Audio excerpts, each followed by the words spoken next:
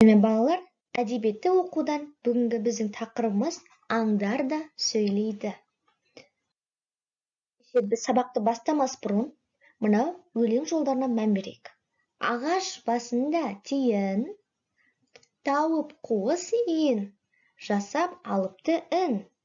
Ескен Елубай. Ендеше өлең не туралы айтылған?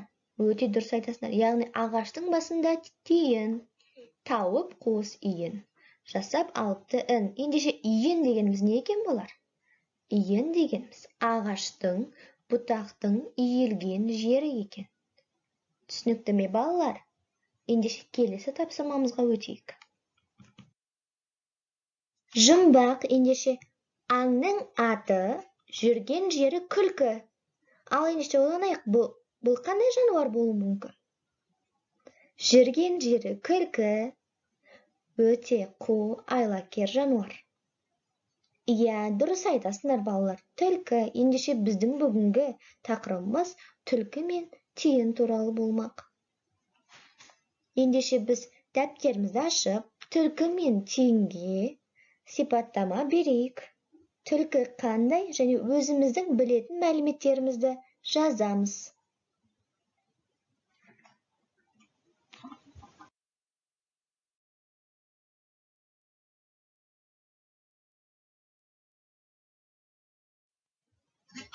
Ендеше біздің бүгінгі тақырыбымыз түлкі мен тиін мысалы.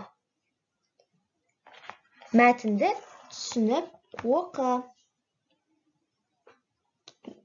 Кездесіп қап қиырда түлкі айтты: тиін-ау, 99 айлам бар, сенің жайың қиын-ау.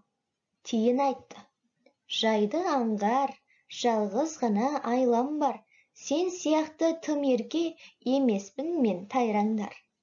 Олар сөйтіп тұрғанда қасқыр жетті бұл маңға, тиін талға өрмелеп, түлкі қалды тырбаңдап. 99 айлалы түлкі бірден жайрады, бір айласы тиіннің болып шықты пайдалы. Абдрахман Асылбеков. Балалар, мысал не туралы екен? Өте дұрыс айтасыңдар. Түлкі мен тиін туралы. Ал ендеше осы мысалдың авторы кім? Абдрахман Асылбеков. Өте жақсы. Ал мысал не білеміз бе? Ендеше назар аударайық. Мысал дегеніміз қысқа оқиғалы шығарма. Мысалдың кейіпкерлері аңдар, құстар, жануарлар, өсімдіктер болады. Мысалда кемшіліктер сыналады. Ақыл кеңес айтылатын қорытынды ой болады.